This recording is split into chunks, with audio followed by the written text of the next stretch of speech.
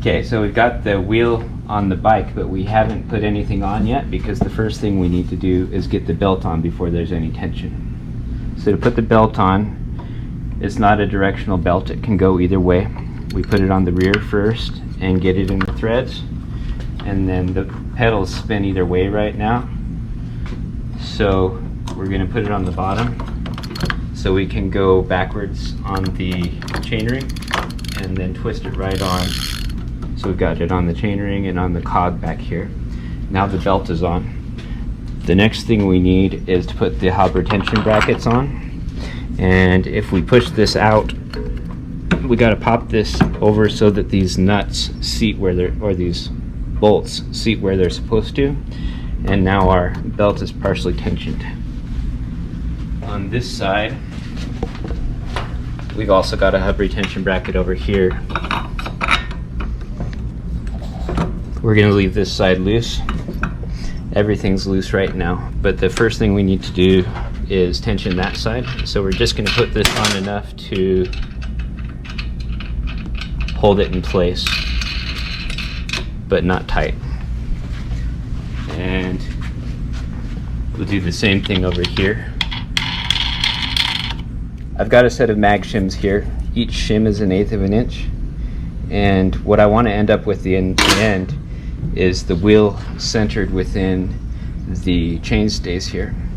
And centered is about 3/4 of an inch. So I've got enough 1/8 shims to make a 3/4 of an inch. And now as I put the wheel in, this is going to hold it in place so that it doesn't end up sideways after I've tensioned the belt.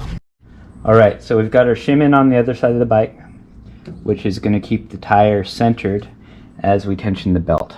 And on the phone here, we've got the Gates Carbon Drive app up on the mountain bike setting, and we've got the microphone toward the belt.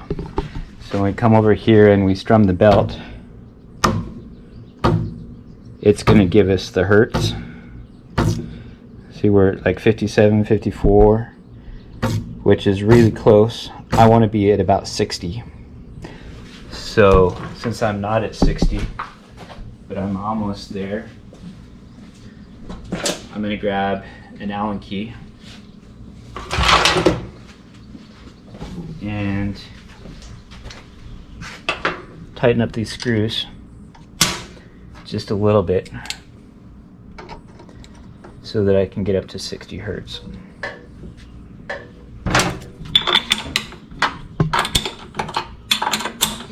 I'm having to tighten this a little bit because when I tried to tighten the screw, it started to pull off the axle. So that's seated on the axle. Tighten that a little bit there, and the bottom as well, to just until I get some pressure. And now, when I strum the belt, I'm in the 70s, so I'm a little too tight. So I'll come and back off about half a turn and try again.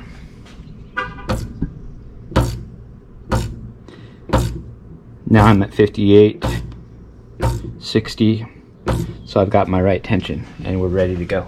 So on the left side of the bike, all I have to do is snug these so that they're tight, and then tighten this so that it's tight. This side's locked down as well, so now I can pull my shims and my tire will be centered in the chain stays, and that's going to make my brakes work really nice. And the last piece is I'm going to put the nylon lockers on both sides just to make sure that nothing loosens up back here.